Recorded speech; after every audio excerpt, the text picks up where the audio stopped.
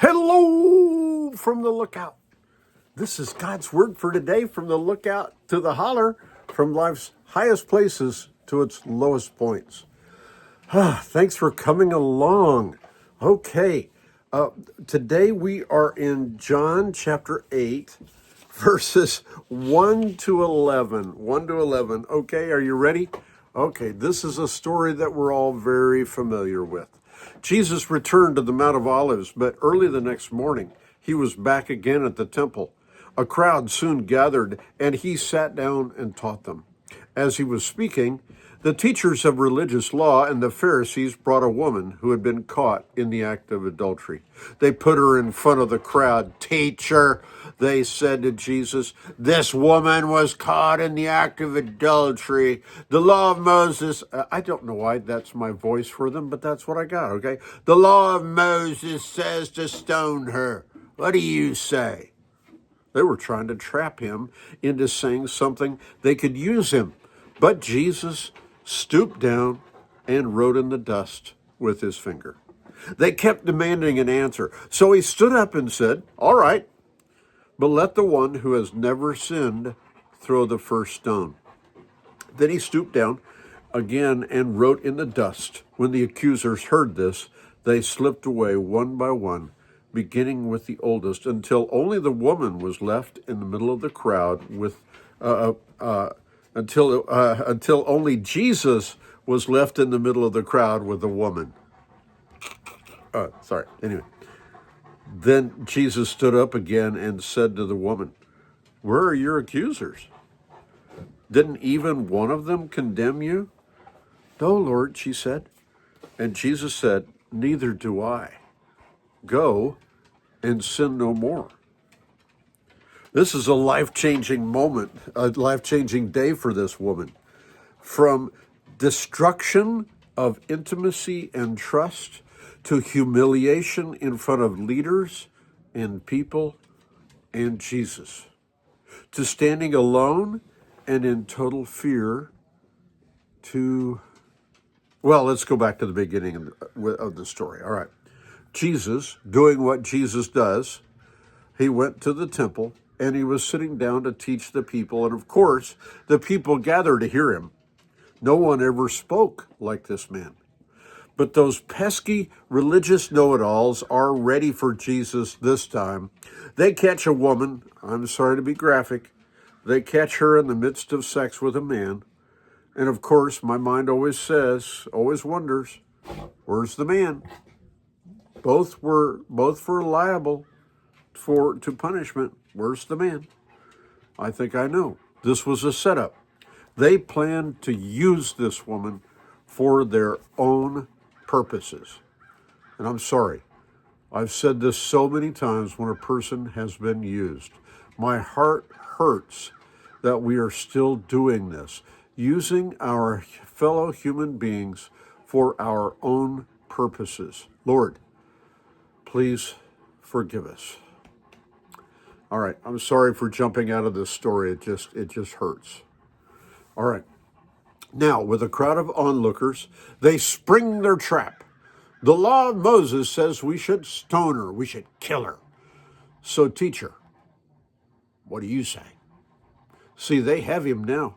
He's so full of compassion, as is evident from his healing and his teaching.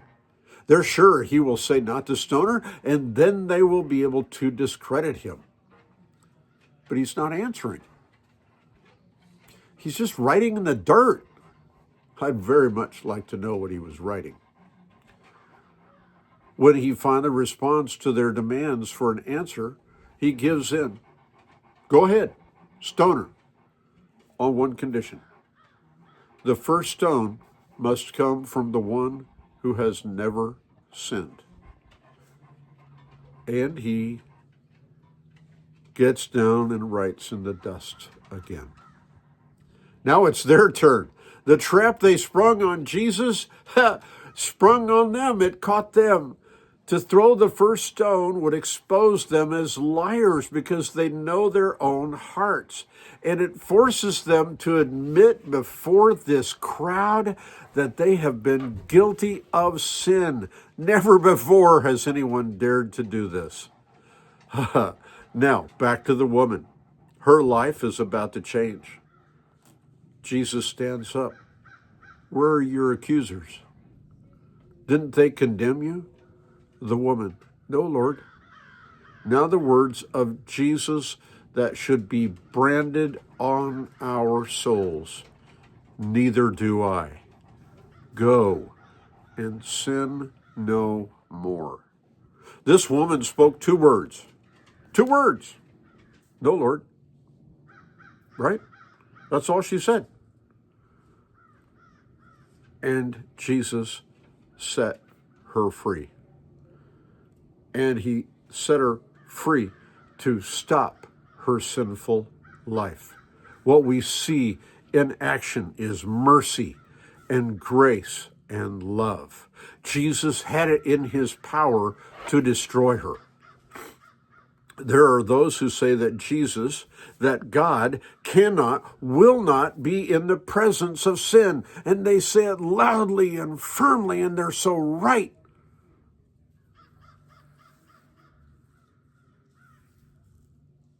But Jesus just talked to this person who was caught in the act of sin. And he greeted her with mercy and grace and love. Okay, Brownie, that's enough.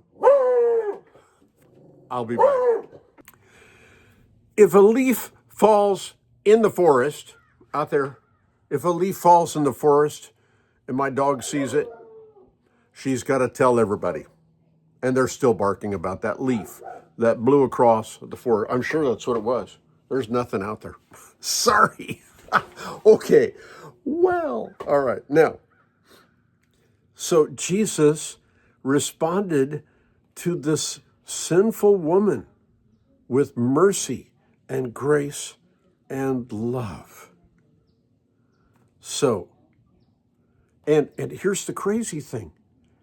She didn't even ask for his help. She didn't say, Lord, please have mercy.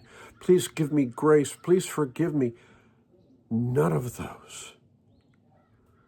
Literally, he saves her. Literally, Jesus sets her free. Now, friend, have you ever been accused? Have you been found guilty in the court of human opinion? Please see Jesus. He loves you. He knows all about the situation and whether you were at fault or not. He does not condemn you. Now, go and live. Stop sinning. Stop. Allow Jesus to fill you with life. He said to the woman, I don't condemn you. Now, go and sin no more. We have the power with God's help. We may need help, outside help, but if we will trust the Lord, even with addictions, God will help us. Whatever situation life throws our way, whatever bad choices we've made that now we're living with the consequences, Jesus is bigger and we're not stuck. It may take a while. It may take hard work. But if we will trust Jesus and trust his process, he will set us free to go and live. God bless you. May you experience freedom from Jesus today.